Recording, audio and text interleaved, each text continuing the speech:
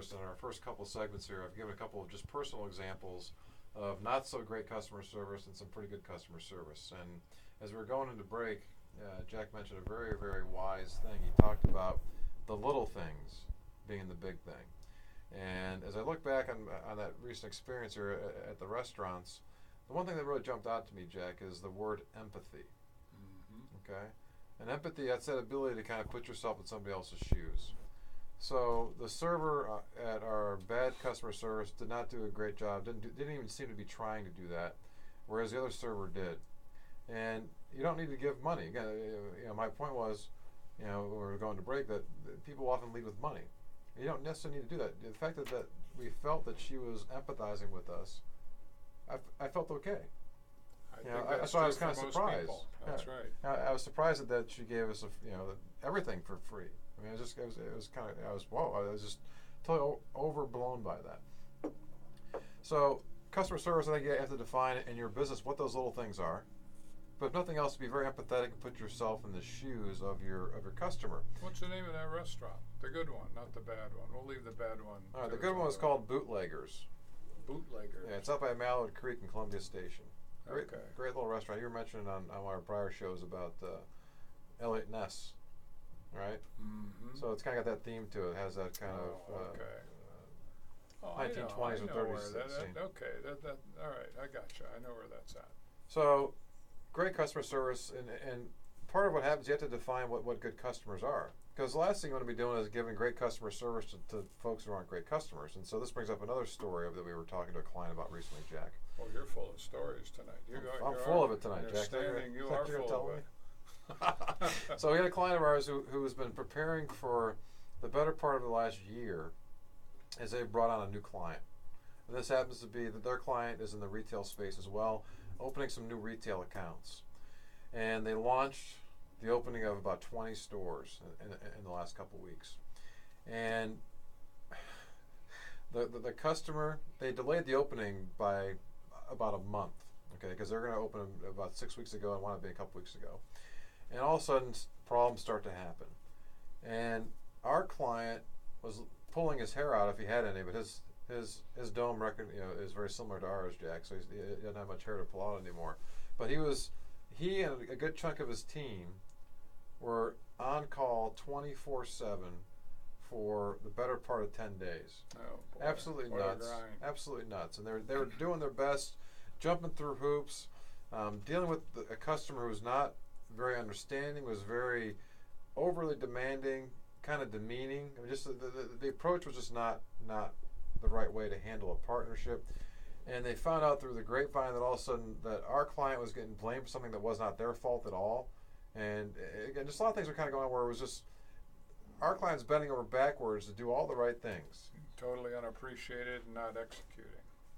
And so as we got through that discussion, we came to a realization, said, you got to decide, this is pretty early on, but you got to decide, this is the right kind of customer for you guys.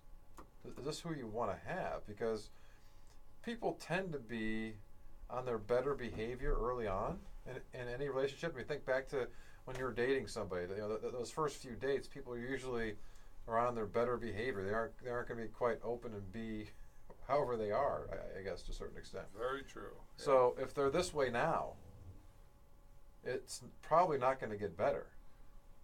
I think that's a safe conclusion. So you can offer great customer service and still not have it be appreciated.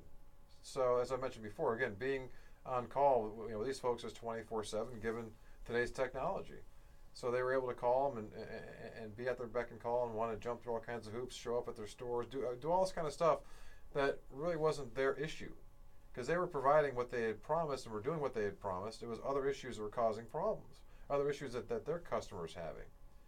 And then to start to point the blame was just absolutely, in our minds, unacceptable. It's not the way you treat people. So how do companies, small businesses, how do they do it? How do they create good customer service? I'm still waiting for that answer. When I talk about the little things, Jack, that's a big part of it. That was a big part of it. That's and correct, though. The empathy part's a big part of it. Mm-hmm. As the owner, typically, again, most things come from top down. That's where it starts, especially, and we're qualifying this as a small company. It has application to big and small, but we're focusing mostly on small businesses. There are things unique to small businesses. Number one, the owner can set the pace, and the owner has to, as Adam was saying, 24/7 with a 20 company launch. That's a pretty big deal, and you better be in the captain's chair for that whole time until things settle down and normalize a little bit. But the owner, everything starts with the owner, everything. And if the owner doesn't set the pace, or doesn't care, or isn't showing up, or doesn't, pick up the